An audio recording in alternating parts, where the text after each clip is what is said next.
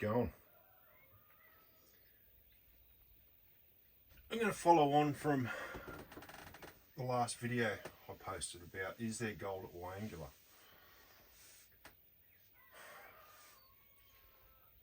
I'm trying to bring geology into your prospecting because I say it is an important part of finding gold, finding anything like gemstone. It could be fossils. I say don't focus all your prospecting just on gold because you're missing out on a whole heap more if you do. There's so much more out there to actually find. And I say you could actually find a completely brand new thing that's never been discovered before. So again, following on from this video, I'm just going to walk you through some of the research now. I'll keep going back to the video at different locations, and then I'll actually point out using Google Maps and Mindat how we're actually going to figure out some of the formations that we've been seeing in that video. All right, so we'll just start off.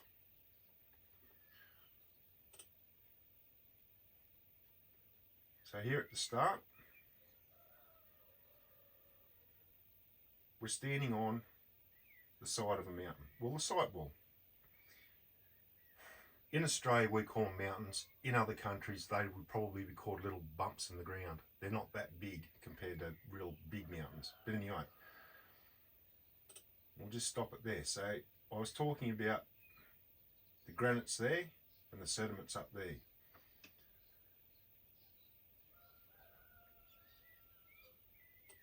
So we'll go to Mindat. And I'll show you where we'll pull up. There's a sharp bend. I'd say we'll pull up right about there. So up here, we'll go over to our ground features and we'll wind that up a bit. We'll go halfway. So there you can see that's pretty much what Mindat's telling us to. This layer here,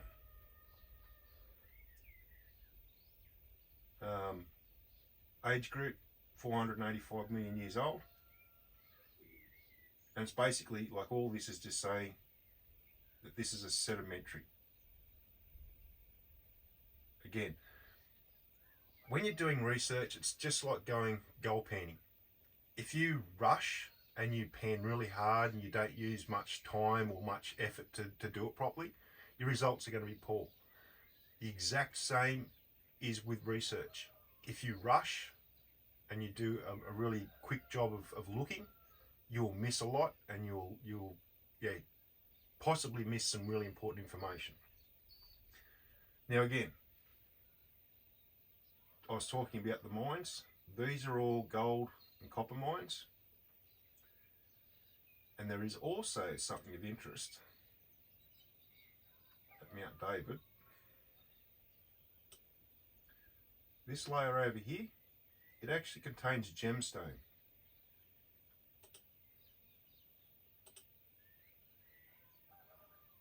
So you've got your volcanics. Again, you're looking at your age, 470, so it's a little bit younger than this stuff.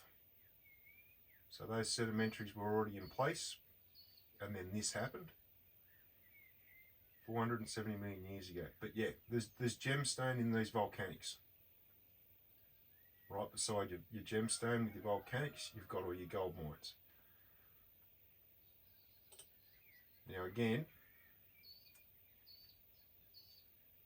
I'll just wind this up again. Your black lines are your fault lines. I say, when you're chasing gold in particular and silver and precious metals and other minerals like that, you're looking for these fault lines, and that's generally where you'll find these old mines. So we'll come back a bit.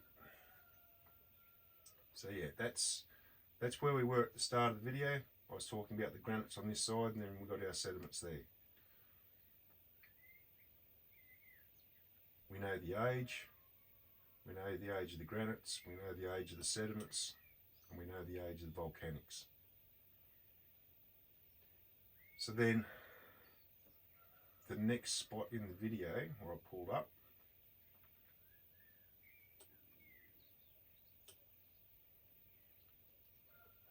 was right here. Now that's where the xenolith is in the granite. I say you just, it's not hard to do the research and actually find stuff out. So that, look, there's your Wyangala granites, Wyoming granite, 3 different types of granites in this stuff.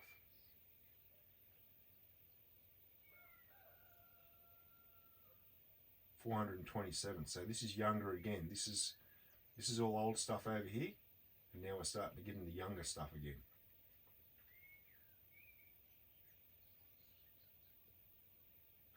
And so it's right there in that creek where we find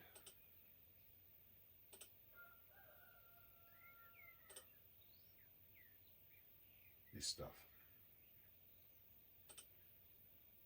And there's your xenolith just there in the edge.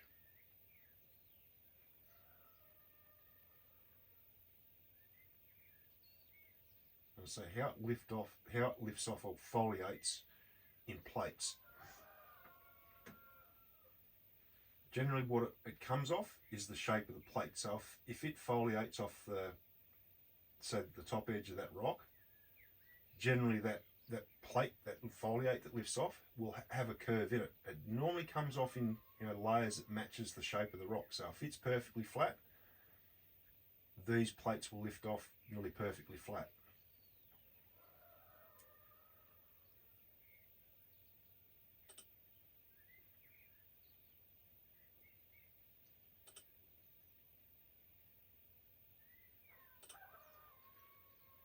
Yeah, so that's that xenolith. And I say somebody was very, very interested in that because that's a fairly heavy duty drill. Like those hole diameters would be at least 30 millimeters, like over an inch in diameter.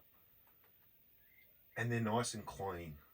They're straight. They've had a fairly good sized drill to actually drill into that to bust that out. So again, I'm not the first person to take an interest in the granites out around Wyangala Dam.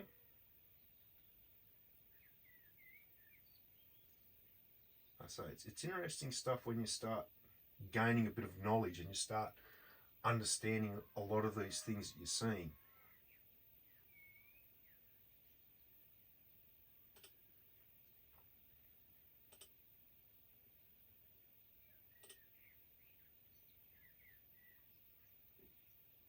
So look at these fault lines.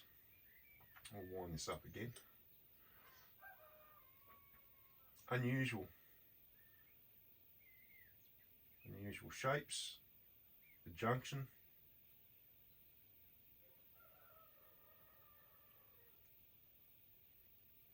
And so normally around fault lines, that's where you find the interesting stuff because that's where all your hot liquids and gases were coming up. So we'll jump to the next location.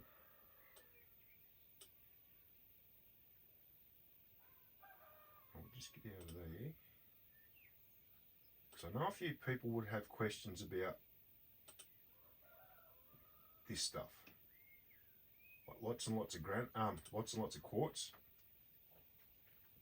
Like stupidly amount of crushed up quartz here. It's nearly like they've had a crushing plant there. But it's not. It's just naturally occurring quartz. And what's interesting is these squiggly lines of quartz.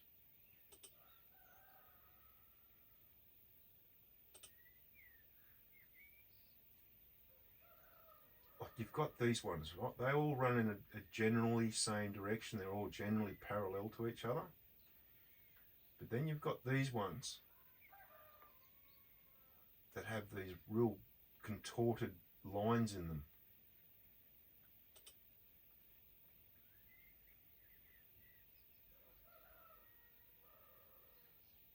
Yeah, we've seen all that, bud. Just move on. See how they're not straight?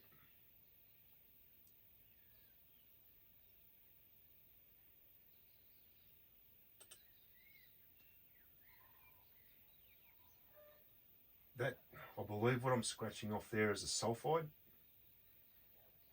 And it's been in one of those sedimentary layers, and it's just formed onto this rock. And again, I don't know what rock this is formed onto, and I need to go back and have another look. But I said, with research, the more research you do, the better your results. So I haven't actually looked too far into what this formation may actually be. I've had a quick look, and I'll put an explanation up here, which is down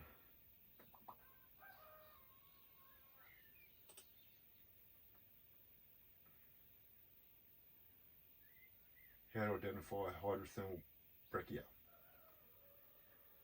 And that's what I believe this is.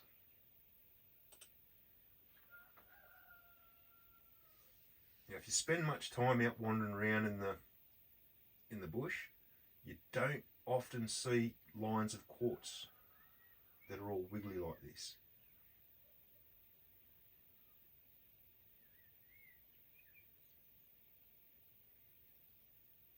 Now, some people call these dragons because they've got that dragon shape to them. So if you start doing a bit of research, you'll quite quickly come up with names that are called dragon for this kind of formation. So look at that, it's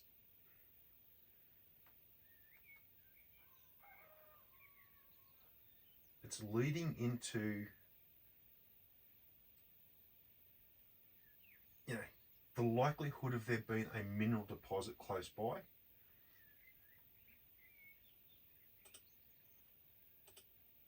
So again, I'll show you where that is. There's our little creek with our granites. And we just go straight across to here.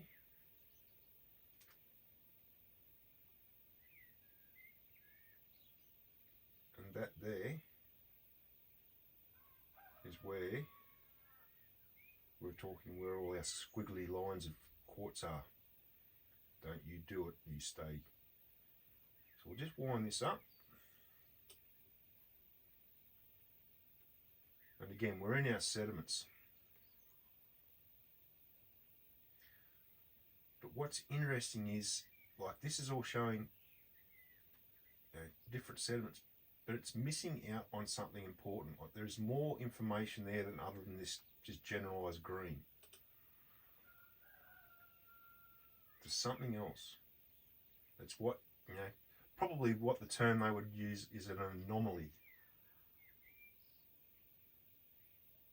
And when they talk, if you're looking for gold, quite often you get these little pockets of gold that form in sedimentary rock. They're not large, they're just a little tiny pocket. They quite often refer to those little pockets as gold anomalies.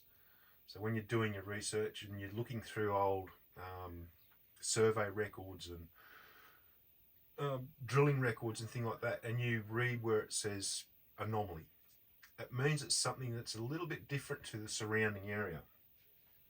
And so this is where actually going out in the field and having a look for yourself will tell you things that you don't see from the generalization. And again, saying that it's not 100% accurate, it does give important information. Look at your fault line. You got one there, 2, 3, and they all sort of come down this direction. Now that fault line would continue. It's just what they know that it stops there. They don't know if it continues. But that little point there, very close to these fault lines. And so you got another one coming that way. More than likely that one continues through too. It's just that it's not known.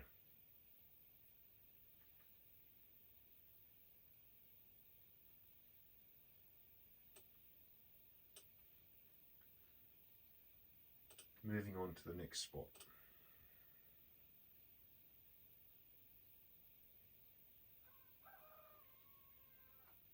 Bloody wind. Oh, gee, yeah. Sorry about the wind noise and that, but I will try and make sure I don't have that in the future videos. So yeah, getting to this part where we're starting to get into these unusual patterns in the grey slate.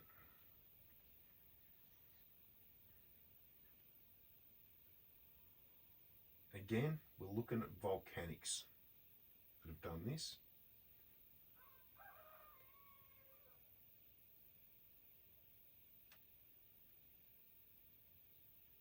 So we'll go back over to Indat, and I'll show you where that is now. So that's where we were, where our squiggly quartz lines are.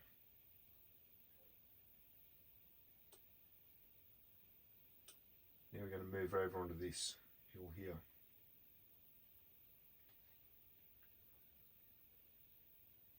So, alright, I'll just come back out a bit. Where I'm standing, I'm showing you those little crystallized patterns in the grey slate. It's right there.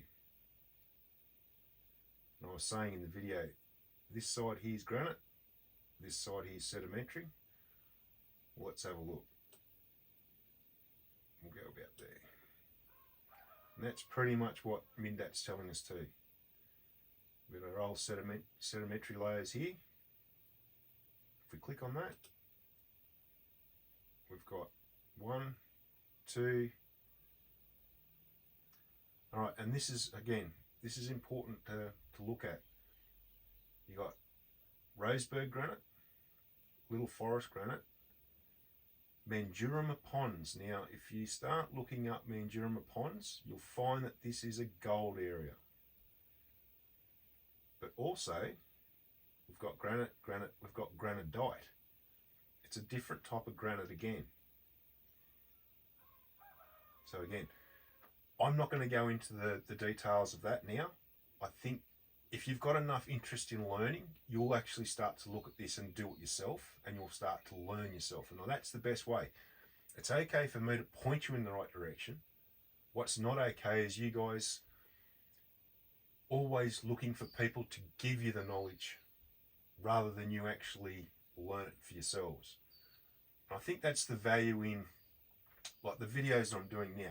It's trying to boost your knowledge so you're not so dependent on others to actually, give you the right spot to go and look, or give you the right spot to go and find gems or fossils or gold. But anyway, bang it on.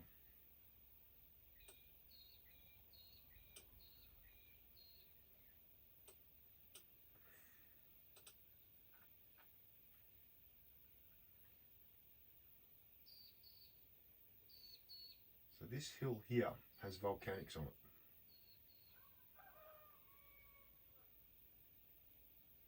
We know that because we've seen what was coming off the hill in the sediments along the edge of the dam.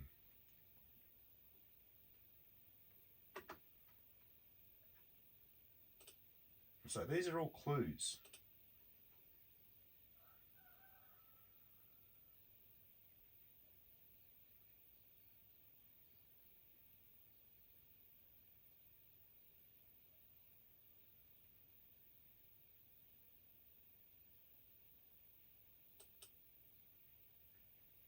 Right, and I was talking about this stuff here.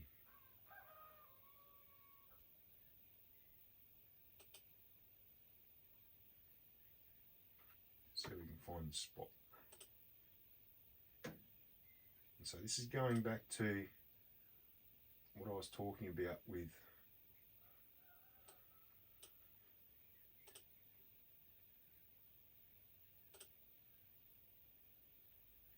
granodite.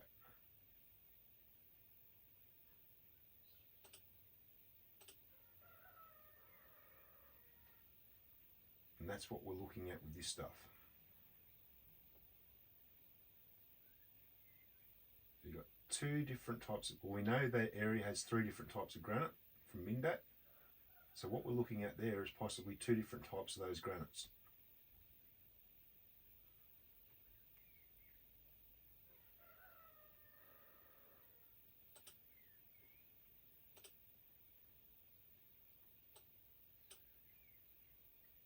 I say it would be,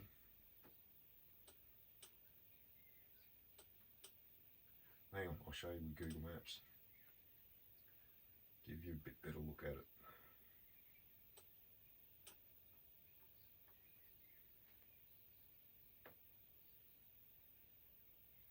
There's that real, that's what I would call yellow beach or orange beach, because that's the iron rich colour in all the gravel sands. I say it's a mixture. It's got granite, decomposing granite, and it's also got old sedimentary sand from the ocean floor. It's all mixed together. And where we were in that video, that'd be pretty close to it, about there.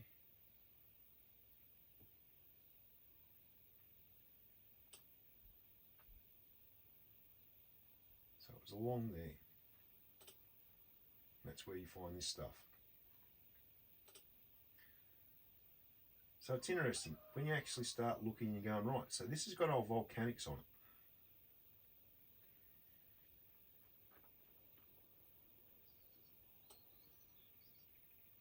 it. Over here, out McDonald, we know we've got gold mines along here, and we know we've got volcanics here. And we're starting to see the same sort of thing here.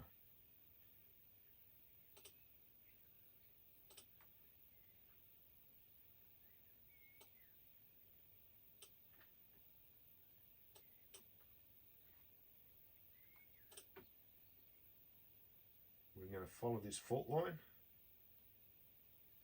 general direction, and it's pointing down this way. Same as this one, pointing down this way. Probably occurred at different times. These fault lines are, you know, they run in a different direction. That's got more of a slope to it. These ones are more north-south. But it's not to say that what minerals were getting pushed up along here were not getting pushed up over here. These ones have been discovered. Over here might yet to be discovered. So that was that area there. So we'll jump to the last part of the video.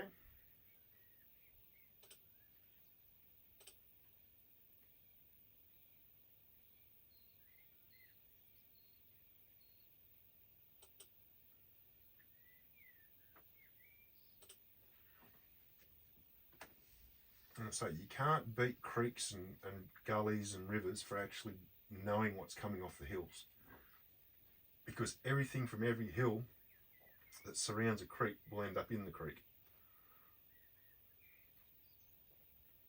And again, if you're chasing gold and you're getting alluvial gold out of a creek, it's quite helpful to know that, is that gold coming from a quartz reef up on one of the hills, or is it coming from an old sedimentary layer that's on one of the hills? It's important to know this stuff, because I say it can lead you on to bigger discoveries. That's basalt. That is volcanic lava. Does it come up out of the volcano, run onto the ground, and cooled on the surface? That's an interesting rock, that one.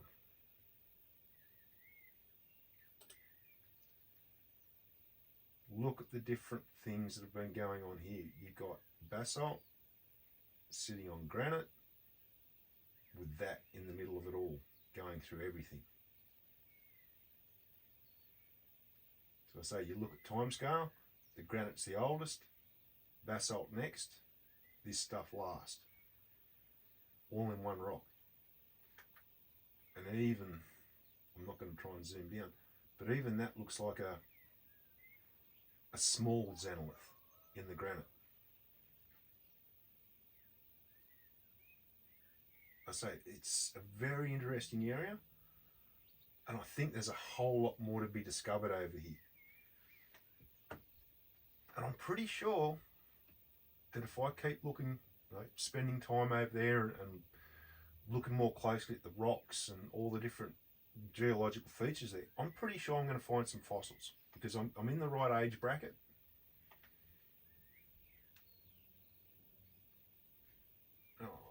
where are we? Let's go time scale.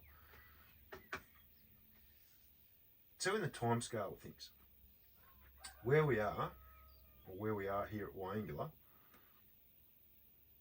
we're seeing stuff in this age bracket, 450, 400 million years ago. So there's every chance in the world that if you're looking through all those sedimentary layers, that you might actually come across this stuff.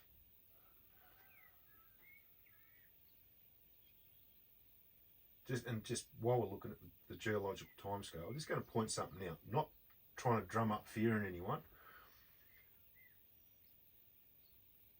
Have a look at these ones.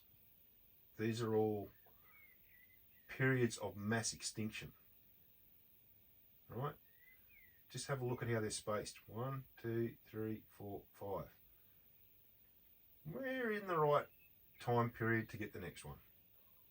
Just saying, not saying it's going to happen, but if you follow history, yeah, we're about in the right time bracket for another one.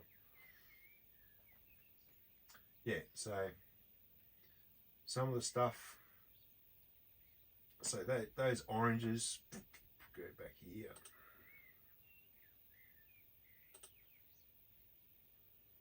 This stuff, about 480 million years old, that was deposited.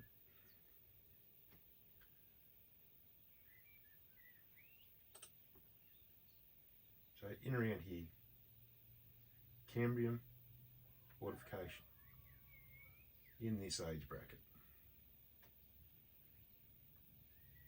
And your volcanics that you're looking at, they're sitting up around here.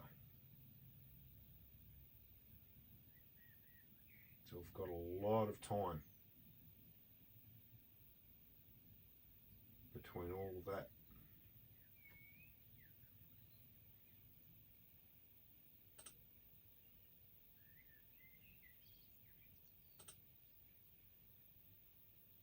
Yeah. So I just thought that'd be a good thing to go over. Like that last video, there was a lot of information. I put a fair bit of information into it. But now I just wanted to go that extra step and show you how that all fits together when you're actually doing your research. So you can actually see those places I've been. You can see those fault lines. You can see the boundaries of different age groups. And you can see the locations. So I'm going to now end the video because I need to go back to looking at seeing if I can find a new gold deposit to share with you guys. Anyway, I hope you found that interesting and enjoyable. Oh, I'm glad the weather's warming up. And hopefully I'll get out there again shortly. Maybe this week, but we'll see. All right, get out there and get into it. Until the next video, have a good one, and I'll catch you all later.